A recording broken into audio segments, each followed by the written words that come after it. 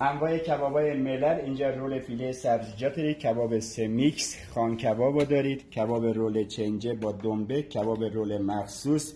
جوجه مکزیکی، جوجه زرشکی، جوجه بندری، کباب قفقازی که رولشه، کباب مصری، جوجه تریاکی، جوجه ترکی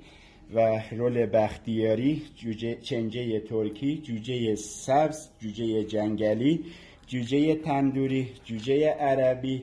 کباب رول مرغ، کباب فیله است که انواع پنیرها که اینجا هست پستو هست. اینجا کباب میکس ملل دارید که 4 تا 5 تا آیتم توی یه سیخ. رول چنجه ترکیه، جوجه سبز، رول عربی، کباب جوجه تریاکی و بیوستاخان، کباب کوبیده بادمجانی، کباب آدنای ترکیه که گفتم تو سرویس چجوریه، کباب بناب، اینجا کباب رول شف، کباب رول سبزیجات، کباب قفقازی که گفتم تو سیخ استیل بزنید، تو کباب منوی ایرانیه، کباب جوجه مارینوف، کباب رول مرغ و این ور مجدد مصری که با چوب زده شده. اینجا کباب میگو میبینید، اینجا جوجه مرغ تندوری میبینید، اینجا ماهی کبابی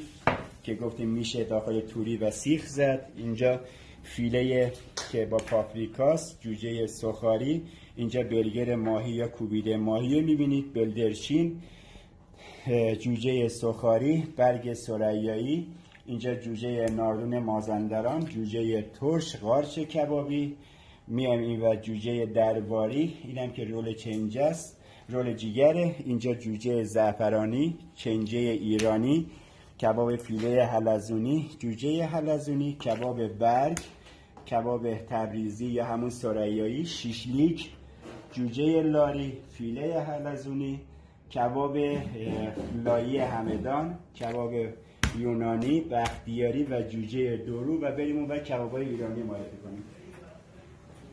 اینجا کباب پیده کباب یا همون کباب صدراعظم رو میبینید، اینجا کباب دندر میبینید که آتیشی هم بهش میگن، کباب نگینی،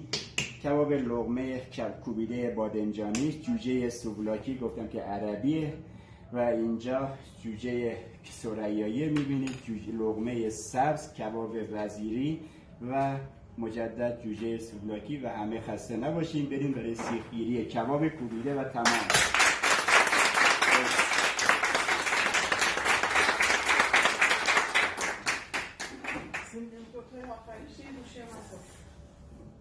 با باشید.